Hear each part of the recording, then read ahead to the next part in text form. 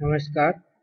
आज के इस सेशन में हम introduction to IT systems lab जो है कोर्स कोड 2007 इसकी लैब 7 HTML टैग्स के बारे में चर्चा कंटिन्यू करेंगे। पिछली लैब में हमने जो बेसिक टैग्स होते हैं एक HTML पेज की वो हमने उनकी चर्चा करी। बॉडी टैग क्या होता है, फॉर्मेटिंग से संबंधित जो टैग होती हैं, एक पेज को फॉर्मेटिंग से संबंधित जो भी टैग्स हैं उनके बारे में हमने चर्चा करी। आज के इस सेशन में हम इमेज के बारे में यहाँ पर डिस्कस करेंगे कि इमेज जो होती है उससे संबंधित कौन कौन से टैग्स हमारे उपलब्ध हैं और किस तरीके से हम इमेज को डिस्प्ले कर सकते हैं और इमेज को फॉर्मेट या इमेज को डिस्प्ले करने के लिए हमारे पास कौन कौन से ऑप्शंस अवेलेबल हैं, इन सब की चर्चा आज हम इस सेशन में करेंगे। तो सबसे पहले हम यहाँ पर ये देख लेते हैं कि जो हमारा इमेज है उस इमेज के लिए बेसिक टैग जो है वो कौन सा है। तो इमेज के लिए जो बेसिक टैग है वो है आपका IMG, इस तरीके का। और IMG जो है वो एक एम्प्टी टैग है। एम्प्टी टैग का मतलब है कि इसमें एलिमेंट के अंदर जो डिस्क्रिप्शन होता है वो कुछ भी नहीं होगा, केवल सिंगल टैग है ये वाली। इसी के अंदर हमें इमेज से संबंधित जो भी चीज़ें लिखनी है वो इसी के अंदर लिखनी है। इसमें केवल एट्रीब्यूट्स होते हैं। एट्रीब्यूट यहाँ इमेज के साथ यहीं पर इस ब्रैकेट के अंदर ही आप उनको दर्शाते हो। और and does not have a closing tag, इसका क्लोजिंग टैग नहीं होता है। ये भी BR जो होता है BR की तरह ही एक सिंगल टैग है। इमेज टैग जो है उसमें दो एट्रीब्यूट रिक्वायर्ड होते हैं, आपको डिफाइन करने ही होते हैं दो एट्रीब्यूट्स, जो कि एक आपका SRC है। SRC का फुल फॉर्म होता है सोर्स। सोर्स यानी स्रोत।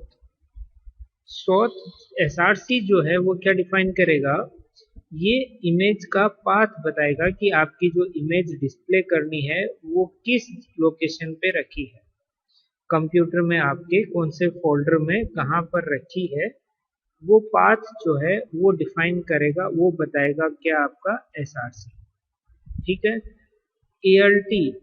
ALT का मतलब है अल्टरनेट। मान लीजिए कि आपकी इमेज जो आपने जिस पाथ पे बताई, अगर वो इमेज उस पाथ पे अवेलेबल नहीं है तो उस इमेज की जगह पे क्या डिस्प्ले होगा। मान लीजिए आपकी जो इमेज है वो मिसिंग है। अगर इमेज मिसिंग है तो उस मिसिंग इमेज की जगह पे ये जो ALT है ये आपका एक टेक्स्ट होता है, तो उस इमेज की जगह आपका अल्टरनेट टेक्स्ट जो है वो डिस्प्ले हो जाएगा। ठीक है। तो ये दो आपके रिक्वायर्ड एट्रीब्यूट्स होते हैं एक IMG इमेज टैग के अंदर, और ये आपको डिफाइन करने ही करने हैं। फिर यहाँ पर जो IMG SRC है, ये देखिए इसका एक हम यहाँ पर इमेज का एक कंप्लीट फॉर्मेट देख लेते हैं। यहाँ पर इसमें IMG SRC ये एट्रीब्यूट देखिए आप इस तरीके से डिफाइन करते हैं। सबसे पहले IMG टैग का नाम आ गया, फिर स्पेस, उसके बाद में एट्रीब्यूट का नाम इज इक्वल टू इस एट्रीब्यूट की वैल्यू, डबल कोट्स के अंदर URL होता है उसका पाथ, URL हम कहते हैं पाथ। ठीक है। ALT का मतलब है अल्टरनेट। अल्टरनेट टेक्स्ट जो है वो भी दूसरा, देखिए यहाँ पर इन दोनों के बीच में भी कॉमा नहीं है, ये बात आप ध्यान रखिएगा। एट्रीब्यूट्स जो हैं उनके बीच में कॉमा नहीं आती है, ठीक है, स्पेस आता है। फिर दूसरा attribute ALT is equal to double quotes के अंदर, ये भी देखिए डबल कोट्स में लिखा हुआ है, तो डबल कोट्स के अंदर अल्टरनेट टेक्स्ट। फिर आपका IMG जो है वो यहाँ पर बंद हो जाता है। तो क्लोजिंग टैग नहीं है, ये केवल सिंगल टैग होता है IMG BR की तरह, जो ब्रेक लाइन था उसकी तरह। फिर इसका दूसरा उदाहरण हम देख लेते हैं। ये तो इसका सिंटैक्स हो गया कि IMG जो टैग है उसका सिंटैक्स कैसा होता है, तो ये तो इसका सिंटैक्स हो गया। फिर यहाँ पर हम देखते हैं एक उदाहरण कि मान लीजिए मेरी फाइल का नाम है img_1 जो इमेज फाइल है उसका, और मुझे इसकी जगह अल्टरनेट टेक्स्ट देना है फ्लावर्स इन जीपीसी। तो इसका उद्देश्य क्या होता है अल्टरनेट टेक्स्ट का, वो हम यहाँ पर थोड़ी चर्चा कर लेते हैं। मान लीजिए किसी भी कारणवश आपकी इमेज जो है वो डिस्प्ले नहीं हो पाई, तो एटलीस्ट आपके जो यूजर है, जो देखने वाला है, जो वेबसाइट ओपन करने वाला है, उसको ये तो पता चल जाए कि इस इमेज में क्या था। अब जैसे यहाँ पर मैंने ALT फ्लावर्स इन जीपीसी लिखा है, तो इसका मतलब मैं अगर वो इमेज मान लीजिए किसी को डिस्प्ले नहीं भी होती है, तो वो एटलीस्ट इतना तो समझ ही जाएगा कि ये इमेज जो है वो किसके बारे में है। इस इमेज में जीपीसी में जो फ्लावर्स हैं, जो फूल हैं, उनसे संबंधित ये इमेज रही होगी। ठीक है, तो अल्टरनेट जो टेक्स्ट होता है ALT, उसका उद्देश्य यह है कि मान लीजिए इन केस आपकी इमेज जो है वो लोड नहीं हो पाती, डिस्प्ले नहीं हो पाती है ब्राउजर में, तो उसकी जगह पे अल्टरनेट टेक्स्ट के रूप में कुछ जानकारी हम यूजर को दे सकते हैं। ठीक है, इतना क्लियर हो गया। तो जो हमारा इमेज है उस इमेज के लिए टैग क्या है, IMG, और ये केवल सिंगल टैग है, इसमें डबल टैग नहीं होती हैं, और 2 एट्रीब्यूट्स इसके आपको नेसेसरीली लिखने पड़ते हैं। कौन कौन से, एक तो इसका SRC और एक ALT। SRC ये बताता है कि वो फाइल जो है आपकी कहाँ रखी हुई है, और ALT जो है वो ये बताएगा कि ऑल्टरनेट टेक्स्ट क्या लिख सकते हैं, क्या डिस्प्ले करना है इस इमेज की एब्सेंस में। ठीक है, तो ये हमारा हो गया इमेज के जो बेसिक टैग हैं उसके बारे में। इनकी देखिए आप जितनी ज़्यादा से ज़्यादा प्रैक्टिस करेंगे उतना ही आपके लिए अच्छा होगा। और HTML के छोटे छोटे आप पेजेस बनाइए, उन पेजेस को रन करिए अपने खुद से। आप जितना प्रैक्टिस करेंगे उतना ही आप सीख पाएंगे। और अगर आपको कोई समस्या आती है तो आप ज़रूर बताइए, हम उनके बारे में यहाँ पर चर्चा करेंगे। फिर देखिए, अगर मुझे हाइट और विड्थ यानी मुझे साइज अगर खुद से डिफाइन करनी है मेरी इमेज की, तो वो कैसे करेंगे। तो सबसे पहले तो हमने IMG जो है टैग वो शुरू कर दिया। फिर SRC यानी सोर्स में हमने img1.jpg लिखा। ऑल्टरनेट टेक्स्ट इसका मान लीजिए image1 होना चाहिए। और उसके बाद यहाँ पर जो है आपका स्टाइल इज इक्वल टू, अब ये देखिए स्टाइल जो है, स्टाइल इज इक्वल टू, फिर डबल कोट्स के अंदर विड्थ इज कॉलन, फिर विड्थ की वैल्यू 500 पिक्सल, फिर यहाँ पर ये सेमी कॉलन, फिर हाइट कॉलन, उस हाइट की वैल्यू 600 पिक्सल, और फिर सेमी कॉलन से बंद और फिर डबल कोट से बंद। तो स्टाइल जो है वो आपका फॉर्मेटिंग के पर्पज से उपयोग में लिया जाता है। ठीक है, फॉर्मेटिंग जो है उसके पर्पज से आप स्टाइल का प्रयोग करते हैं। और अगर आपको किसी भी इमेज की हाइट या विड्थ डिफाइन करनी है कि भाई नहीं ये इतनी हाइट या इतनी विड्थ में मेरा इमेज डिस्प्ले होनी चाहिए, तो उसके लिए style is equal to double quotes width फिर सेमी कॉलन, इसको सेमी कॉलन कहते हैं। जो दो ये बिंदु होती हैं ऊपर नीचे उनको सेमी कॉलन कहते हैं। और ये ऊपर बिंदु और नीचे ऐसे कॉमा, इसको कॉलन कहते हैं। सॉरी, ये कॉलन है आपका, ये आपका कॉलन है 2 बिंदु वाला, और एक बिंदु और नीचे ये कॉमा, ये वाला जो है वो आपका सेमी कॉलन है। ठीक है, तो इस तरीके से ये इसका सिंटैक्स है। इस सिंटैक्स को हम उपयोग में लेके और आप इमेज जो है उसको डिस्प्ले कर सकते हैं, और उसकी हाइट और विड्थ को भी आप एडजस्ट कर सकते हैं। फिर एक देखिए सवाल आता है कि मान लीजिए ये जो इमेज है, यहाँ पर ये जो इमेज SRC हमने लिखा है, SRC इक्वल टू img1.jpg, इस केस में वो इमेज रहनी कहाँ चाहिए। वो इमेज आपकी उसी फोल्डर, उसी लोकेशन, उसी जगह पे होनी चाहिए जहाँ पर आपकी वो HTML फाइल रखी है।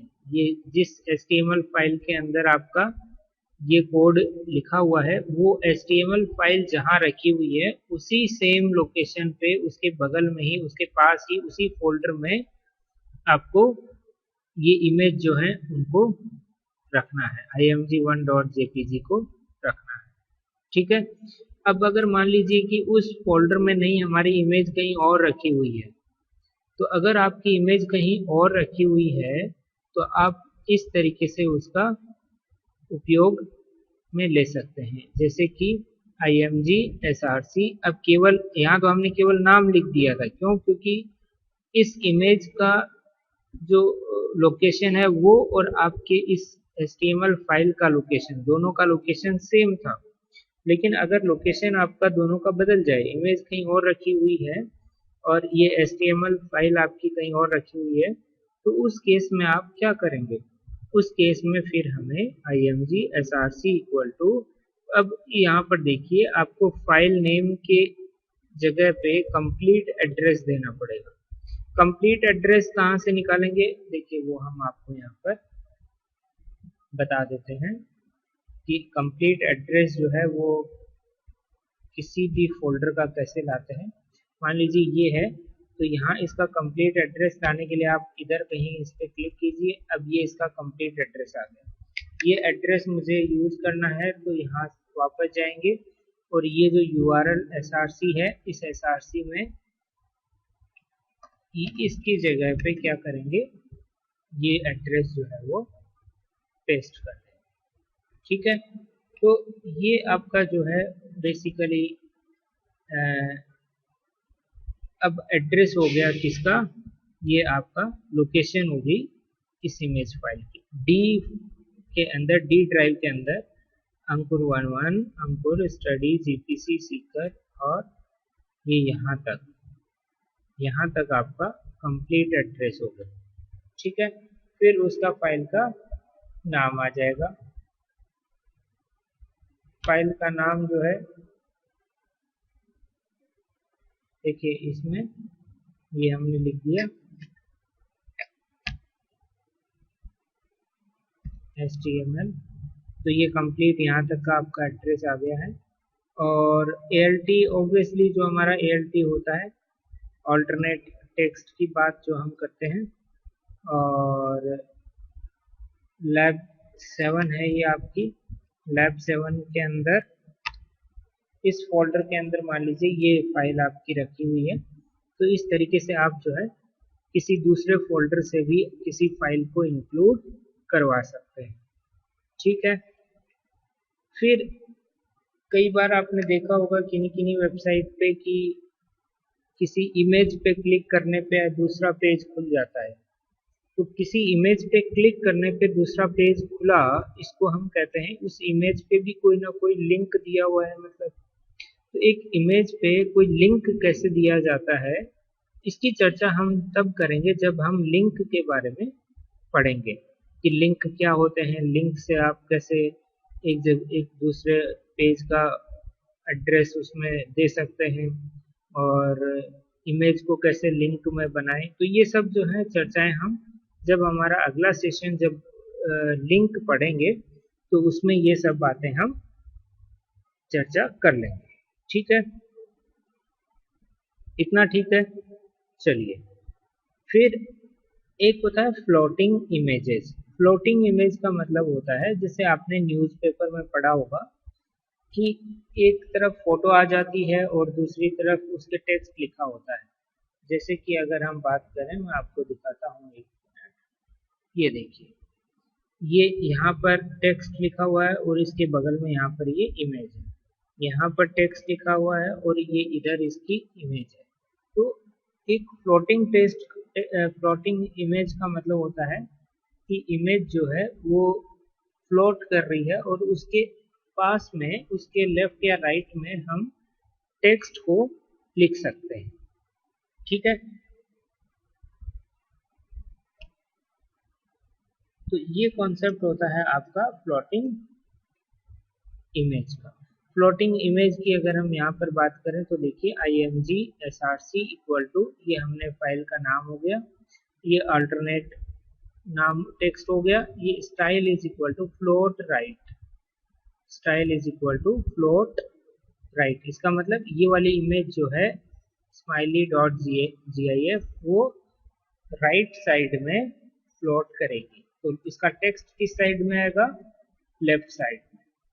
ठीक है, इतना क्लियर है। फिर इसकी हमने हाइट और विड्थ जो है वो डिफाइन कर दी, और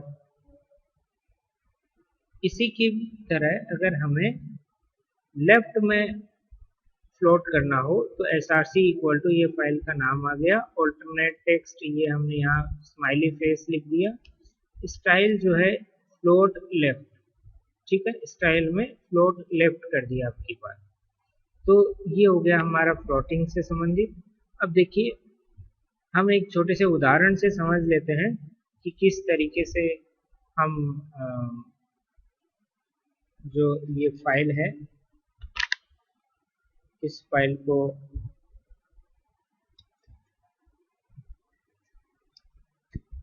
ये एक मेरे पास फाइल बनाई हुई है, इसको हम पहले बंद कर देते हैं और दोबारा यहाँ से ये एग्जाम्पल डैश इमेज, ये मेरे पास एक HTML फाइल है।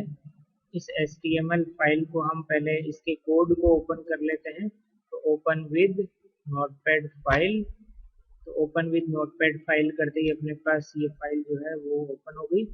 और अगर हम ब्राउज़र में बात करें तो ब्राउज़र में भी चलिए उसे हम खोल लेते हैं, यहाँ पर जाएंगे और इसको ओपन विद कर देंगे, open with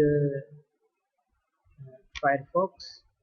open with Firefox करने के बाद क्या होगा, ये एग्जांपल जो है इमेज, ये देखिए ये यहाँ पर डिस्प्ले होगी। अब ये क्या है, कैसे आया, वो थोड़ा सा हम यहाँ पर इस कोड में देख लेते हैं। ठीक है, तो देखिए सबसे पहले हमें पता है कि स्ट्रक्चर क्या होती है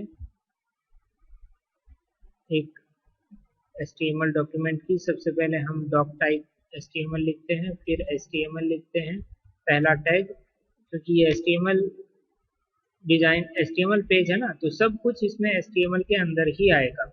HTML यहाँ टैग ओपन किया, फिर हेड ओपन किया, हेड जो है मेटा डेटा के लिए होता है, आपको पता ही है। और फिर हमने टाइटल लिखा इमेज एग्जाम्पल, तो यहाँ देखिए टाइटल आ भी रहा है इमेज एग्जाम्पल। ठीक है, और उसके बाद image src equal to image 1.jpg alternate image 1 alternate text. ठीक है, तो हमने एक यहाँ पर इमेज 1.jpg कहाँ पर रखी हुई है, जिस फोल्डर में ये आपका एग्जाम्पल डैश इमेज रखी हुई है। तो चलिए इसको भी हम थोड़ा सा देख लेते हैं। ये एग्जाम्पल डैश इमेज रखा हुआ है, यहाँ पर इमेज 1 ये रहा, ये इमेज है मेरी, इमेज 1 यहाँ रखी हुई है, इमेज 2 ये रखी हुई है, इमेज 1 और इमेज 2 यहाँ पर रखी हुई है। ठीक है,